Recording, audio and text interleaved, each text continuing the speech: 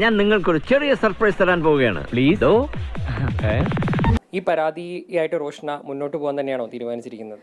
ഇപ്പൊ അങ്ങനെ വിചാരിച്ചിട്ടില്ല ഞാൻ. എങ്ങനെയല്ലോ ഊരി തരണം. നിന്നെ ഇപ്പൊ വേണമെങ്കിൽ ഞാൻ ഊരി തരാം. പക്ഷെ ഭാവിയിൽ നീ എന്നെ സഹായിക്കണം. ഏറ്റോ? ഓൾറെഡി അന്ന് എന്തുകൊണ്ട് കേസ് കൊടുത്തില്ല എന്ന് പറഞ്ഞിട്ട് ഭയങ്കര വിപ്ലവമാണ് ഇപ്പൊ. അങ്ങനെ പവനായി ശവമായി എന്തൊക്കെ ബഹളമായിരുന്നു. മലപ്പുറം കത്തി, മെഷീൻ ഗണ്ണ്, ബോംബ്, ഒലക്കര മൂട്. എനിക്ക് മാനസികമായി ബുദ്ധിമുട്ടുണ്ടാക്കിയ ഒരു കാര്യം FB പോസ്റ്റിലൂടെ ഷെയർ ചെയ്യാണ് ഞാൻ ചെയ്തത്. ഞാൻ വേറെ ഒന്നും ചെയ്തില്ല, ഇത്രേ ചെയ്തുള്ളൂ. അതിനാണ് ഇവന്മാർ ഇങ്ങനെ ബഹളം വെക്കുന്നത്. പിന്നെ അദ്ദേഹം ഒഴിവാകുക അല്ലെങ്കിൽ തള്ളി പറയുക അങ്ങനെ നടന്നിട്ടില്ലെന്ന് സ്ഥാപിക്കുമ്പോൾ നമുക്ക് ഒന്നും കൂടെയും പ്രവോക്കിംഗ് ആണ്. എനിക്കിതൊക്കെ ഒരു ത്രില്ലായിട്ടാണ് തോന്നുന്നത്.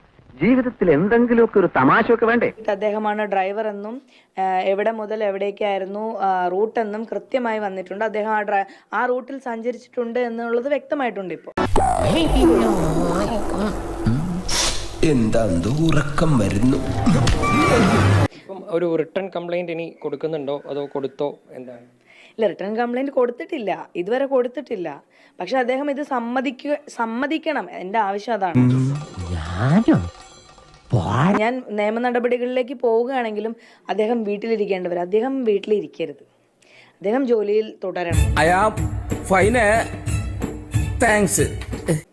തുടരണമെന്ന് തന്നെയാണ് എൻ്റെ ആഗ്രഹം. കാരണം എന്താണെന്ന് വെച്ചാൽ അദ്ദേഹം മാന്യത എങ്ങനെ മറ്റുള്ളവരോട് ഡ്രൈവ് ചെയ്യുമ്പോഴൊക്കെ എങ്ങനെ പെരുമാറണം എന്നുള്ളത് ഇനി പഠിക്കും, ഇനി മനസ്സിലാക്കും. കുറച്ചൊക്കെ കാം ആൻഡ് ക്വയറ്റ് ആയിട്ട് എല്ലാവരോടും ബിഹേവ് ചെയ്യണം എന്നുള്ളത്. ഇത്രയും വലിയ ഗതികെട്ടവൻ ഈ ലോകത്ത് വേറെ ആരെങ്കിലും ഉണ്ടാവും എന്റെ കർത്താവേ? എന്ന് മുതൽ ഞാൻ പോസ്റ്റ് ഇട്ടോ, ആ ഫേസ്ബുക്ക് പോസ്റ്റ് മുതലേ ഞാൻ പറഞ്ഞു, MBDയോട് ഞാൻ പറഞ്ഞിട്ടുണ്ടെന്ന്. ഇതുവരെയും യദു പറഞ്ഞു യദുവിന് ഓർമ്മയില്ലെന്ന്.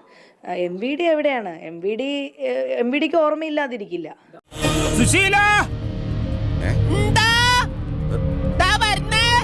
എല്ലാരും വിളിച്ചു.